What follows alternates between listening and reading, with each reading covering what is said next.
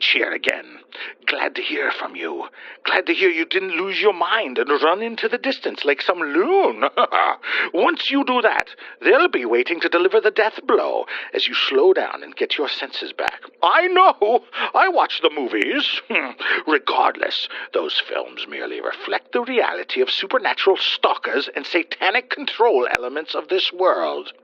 Never mind, let me begin. Prepare thyself!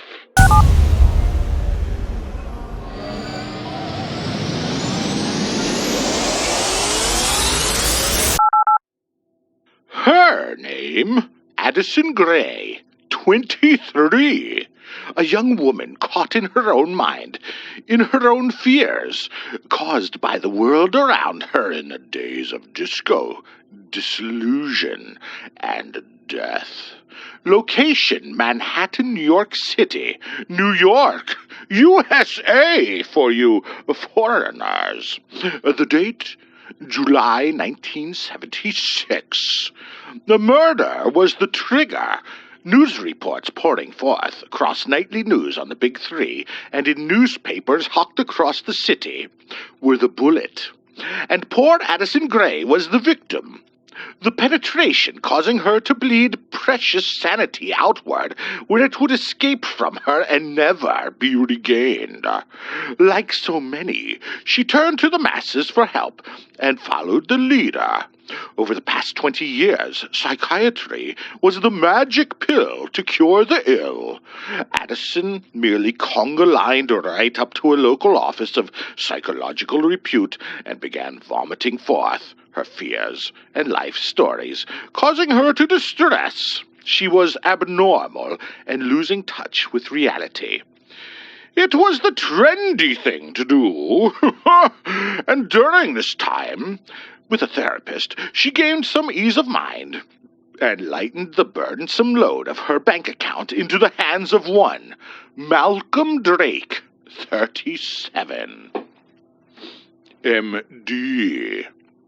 Murder, murder, murder. It was everywhere in the Big Apple, festering up and out from the rotten fruit of the 60s, which had its worm eating away in the 40s and 50s, after the World War left men bedraggled and discombobulated inside.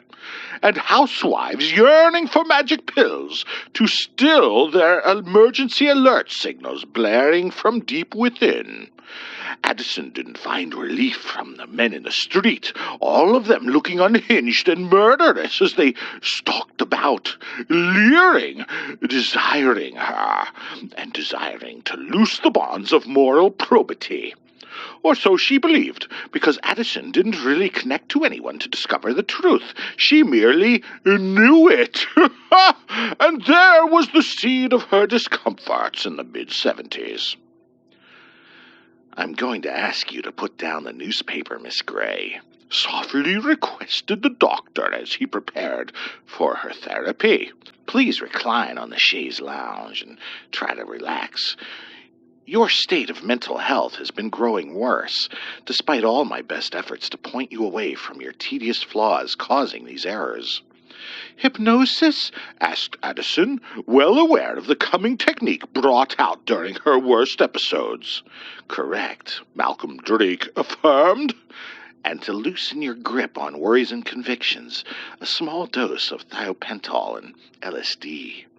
"LSD?" The worried woman sat up at the mention of the drug. "Like those dirty hippies take? Dirty, murderous hippies?" "Now, Miss Gray," he cooed, "relax. There are just 2 ingredients in this drug, and it is tested and recommended by professionals who know what is best for you. Smarter men than you have created this to bring you utter happiness in life. Why wouldn't you want that?" She felt silly. She felt like a small girl talked down to by some omniscient parent. She conceded. It was a matter of 2 pills and some orange juice, and the deed was done. Addison relaxed backward and began entering a hypnotic state at the suggestion of her trusted psychiatric doctor. And suddenly she was awake. It was a couple of hours later. Malcolm Drake was sitting next to her, talking her out of a deep state of mental subversion. "And you are free," she heard him say gently. "How do you feel, Addison?" "Fine." Addison took stock of her physical and mental state quickly. She was physically drained, but felt good about whatever was inside her. It was aided by the doctor praising her efforts, and high praise it was indeed. She had revealed more of her tortured childhood, doubts about society as a whole, insecurities and irrational fears. It made Addison experience a relief to be uncoupled from her traumas and torments. Rising from the psychiatrist's couch, she discovered her newspaper was gone. It was horrifically emblazoned with the word "murder," with an exclamation point after, in 3-inch bold type across the front page. "We threw it out," the doctor told her. "Please avoid these things like the plague. You're having a harsh reaction to media about killings and murder that are relapsing you into experiences of your past that you've been disassociated from. Only look to pleasant things and avoid any news programs, news media, and avoid talking about these events with people. It will only cause harm to you, poor Addison." She agreed and left, but murder was on everyone's lips in New York City in those days. The Son of Sam, Zodiac Killer, the Manson family, and various smaller players in the criminal theater. Worse were to come shortly, as Addison was to discover. However, at that time, she could only hear talk of such things from everyone around her on the subways, the streets, in the restaurants. In her apartment, the besieged woman ripped the television's cord from the wall and turned her set 180 degrees. If it wasn't the news, it was the TV dramas like Columbo or Streets of San Francisco or Mannix, etc., etc. Enough! This had to change. Addison redecorated her world in bright colors, the colors of the younger generation. Big forms, flares, adorned by bubbly shapes slathered with bright oranges and greens and yellows and white, but no red, nothing to remind her of blood. Despite these efforts, her mind was still recalling blood. Blood! Bloody murder! She was obsessed with it, and her therapy would repeat again and again as the doctor would attempt to convince her and reprogram her. She wanted to leave the city, but what was outside? For a woman like Addison Gray, there were merely endless forests and farms with aggressive and Neanderthal-like men ready to subdue her and make her a baby chamber for life, while she baked cookies in some muddy swamp of an agricultural hellhole. A life being strapped to a lackluster home and a beer-swilling swine of a man without hope of ever experiencing the true culture of the age, the enlightenment of New York, and all those amazing restaurants, plays, movies, and shopping experiences. No, Addison Gray was convinced she had to fight this psychological assault and rise above the world around her. She was an emancipated woman, and as such, could do anything a man could do, but better. Which was odd, because a lot of men were ushered through Dr. Malcolm Drake's office as well. They fared no better than little Addison. It was so pervasive a fear in 1976 that the doctor had little time for all the cases he handled, so he coaxed many of his patients into group therapy, where they could all relate together, and they could all be reprogrammed en masse to drop their fear of murder at the hands of degenerates in this cold and immoral world erected around their bodies and minds. They'd sit in the round, 6 of them with the doctor, creating a full circle within an ample gap of chairs. There was Jimmy, and Tina, and Chadwick, and Liam, and John, and then Addison. Dour faces, all of them, yearning for a cure to their problems, all of them discussing the new slew of murders that week, while the doctor left the room to talk to his secretary. "Copycats," Liam blurted. "The police always say it's copycats," Tina added. "And the police know because the police are on top of these things." "Yesterday it was a shopkeeper a block away from this building," Chadwick piped in. "Strangled." "Strangled, shot, poisoned," Jimmy pondered. "It's like half the world wants to murder the other half. It's everywhere. Anyone could be a murderer these days." The psychiatrist stepped back in, hushing the patients by his mere presence. They knew they weren't supposed to be following or discussing these topics, but they couldn't help it. Everyone everywhere discussed the topic of murder. It was an issue which obsessed 1976 as a whole. Without delay, the group therapy began, and everyone relentlessly burbled information about their inner afflictions. Frankly, Addison found it boring after a while as they did a round-robin again and again, vomiting forth mundanity and triviality about fear.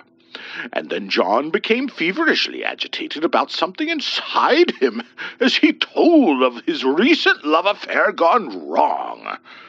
Addison heard him growling out the words, "And above us on the ceiling was..."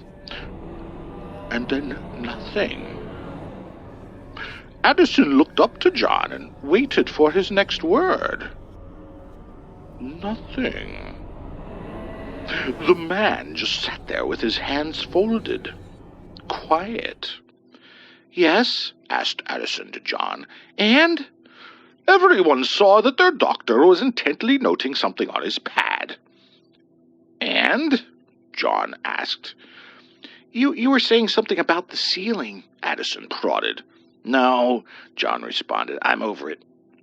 Suddenly, a blood-curdling scream. It was outside in the office entrance. Everyone stood. Malcolm ran for the door and went out, where a gaggle of voices rose in pitch, all chattering with odd dismay. "What's that about?" asked Chadwick. "Murder!" was heard a scream from the door to their chamber. They all saw an elderly lady had burst in and was declaring the M word without mercy. Malcolm Drake subdued the woman, cupping a hand over her mouth and forcefully ushering the aged woman from the therapy session. "Murder!" everyone exclaimed, the women beginning to cry, the men curling up in their seats. It was true. While the session went on, some maniac came into the secretary's office and strangled her to death. Dr. Malcolm's own secretary was murdered during an active session. Murder had come right up to the door of their group therapy. The next patient in Malcolm's schedule came into the office and saw the corpse, prone behind the welcome desk, and all hell broke loose. "Months of delicate therapy gone to waste," Dr. Drake thundered. How did this happen?" Authorities were confused. The strangulation of the secretary was most violent and bizarre. It was maniacal, inhuman, with such force applied and reapplied to the neck until crushed so thoroughly that it was mutilated. The next weeks weren't helping anyone. Dr. Malcolm Drake was plagued by people leaving his practice, afraid that they might be murdered next. A couple people in his sessions had become so despondent that they committed suicide with the doctor, launching themselves out of the window, falling 6 stories to the pavement below. One of them was John himself, from Addison's group therapy session. He had been doing a solo session to cure his worsening anxiety when he decided life wasn't worth the wait, that he would take control of his life and end it on his terms. And out he went, flying with all the doves and the angels. Bars appeared on the windows next day, and a steel security gate was placed on the therapy room in case anyone tried to get into the inner sanctum and kill someone. Perhaps the murderer would return for the doctor. 5 were now left in Addison's session. They bonded more and became resolute to cure their minds of affliction. 2 together. And so, in the final days of July 1976, they all gathered in the doctor's office for another session. The drug dosage was doled out along with shots of orange juice, and everyone partook eagerly. Dr. Malcolm Drake began soothing their minds, talking low and hushed about how they'd all regress into a state of self-induced coma for the duration. "Look above us on the ceiling," the doctor advised. "The pattern of the tin ceiling, the play of light and shadow, twinkling and luring you into a lullaby." Addison felt nothing. It was unusual. She wasn't regressing or fading out at the doctor's command. She was still present in the room. Instantly, she understood why. She forgot to take the prescribed dosage and instead skipped to the orange juice, absent-mindedly foregoing the drugs due to her febrile conscience. Embarrassed, Addison merely watched the others, all of them in a stupor. And embarrassed, she played along, hoping the doctor wouldn't notice. Dr. Drake was snapping his fingers to the group. No response. They were all inward and detached from events in reality. "Good," the psychiatrist began. "This week I shall choose you, Liam. You shall do as I bid. No excuses. No reticence this time. You must do it for your own good. First, go out into the street and circle the block. Walk at a normal pace. If any shops along the way, any businesses are without customers, and only one employee is visible, go inside and shoot them in the head with this gun." The doctor put a chunky snub-nosed revolver in the man's gloved hand. "If anyone is walking alone near you, where you cannot be seen, drag them into an alley and shoot them as well." The gleefully exuberant psychiatrist gurgled out, trying to restrain his weirdly enthused demeanor. "Shoot them dead, and return when the 6 bullets are gone, or you've looped the block. Make sure no one sees, or else you must escape any way possible. If anyone can see, do not kill them." Liam verbally agreed to his actions. And lastly, the doctor commanded harshly of the manipulated man, "Throw the gun into a deep garbage bin. Go to the roof of this building and step off toward Madison Avenue. I'll be there to catch you." It ended with a guffaw stifled in the doctor's throat. Liam rose and walked out, concealing the gun, and all was still. Aghast, Addison just remained in her chair, stiffened from fright beyond compare. The doctor they all trusted was in fact sending them out to murder under the influence of hypnosis. How long had this been going on? How many people had Addison herself killed without knowing? And how many were killed at the hands of this group and other groups or individuals the maniacal psychiatrist tended under the guise of beneficent professional help? Through all the thought, Addison didn't realize her eyes were widening, pulse quickening, breath becoming uncontrollable and deep, and worse, sweat rolling off her forehead unlike anyone else in the room. It was at the end of her deductions that she looked to Dr. Drake and found his eyes locked onto her across the group. "Above us, on the ceiling," the doctor pronounced, looking directly into Addison's countenance. Her face didn't change. She was sweating, heaving breaths, and looking in fear at the psychiatrist. "So," he relaxed back in his chair, "the trigger phrase isn't working. How long have you known Addison?" Addison refused to answer, hoping she could feign a mesmeric state. It wasn't convincing. "You aren't fooling me, Miss Gray," the doctor said. "I can see you have discovered my secret. Well done." Addison broke, ran from her seat, and yanked at the door handle to the room. It was locked. She screamed and kicked and clawed, but the steel safety door was unable to be opened. "It locks from inside, Miss Gray," the doctor explained. "You see, I'm not worried about a murderer getting in. I'm worried about a patient escaping. The hapless woman ran back into the room to attempt to pry open the window bars.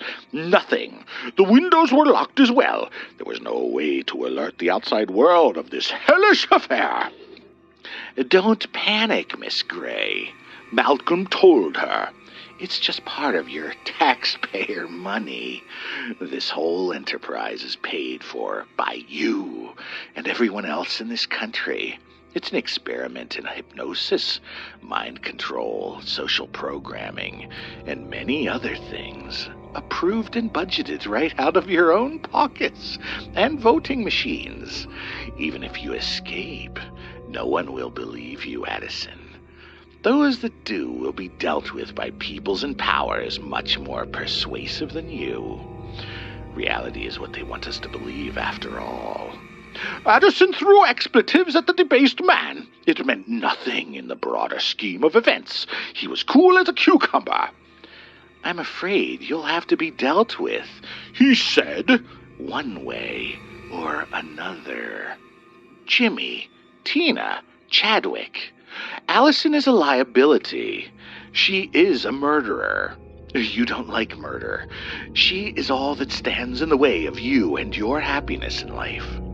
Their three heads swivel in unison, like automatons, to Addison, who is continuing to bang on the windows and scream in frightful pain. Addison is your enemy. She is your ultimate enemy. Malcolm continued. Kill her!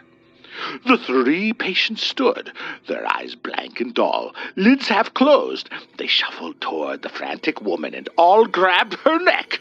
6 hands gripped tighter and tighter, struggling to find space to grasp, choking her, crushing her trachea, compressing her neck muscles, clenching again and again and again, diminishing the life within the unfortunate Miss Gray, until her body was on the floor, a tragic mess of spent humanity, maimed and mangled into eternal silence.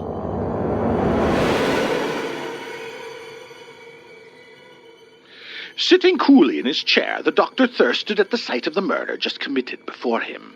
He enjoyed it. He thrived on it. To him, this was human apotheosis and power. When all was swept aside, the decor, the embellishments, the moral arguments and materialism, what remained truest and sweetest in human dominance was the ability to kill and the actual act of killing. To take what could never be regained or recreated in an infinite span of lives on Earth. And he was supreme.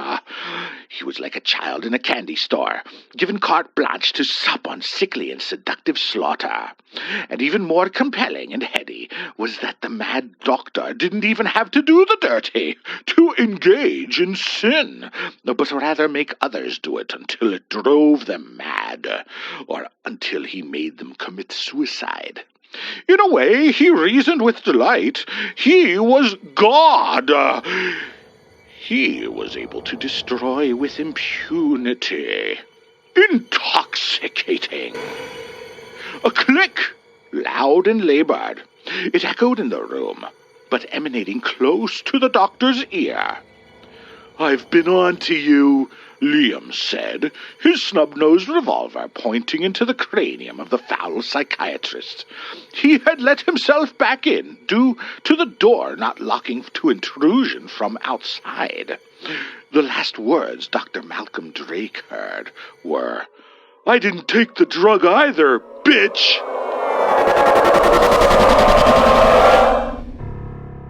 Like and subscribe before I die! And ring the little bell or you will surely go to hell. Oh, we're telling spooky stories. This is not a spooky story. Oh, there's no way on the couch I can it say. depends how you look at it. It is kind of spooky. I guess so. Wait, that's it? That's the end of the story? That is a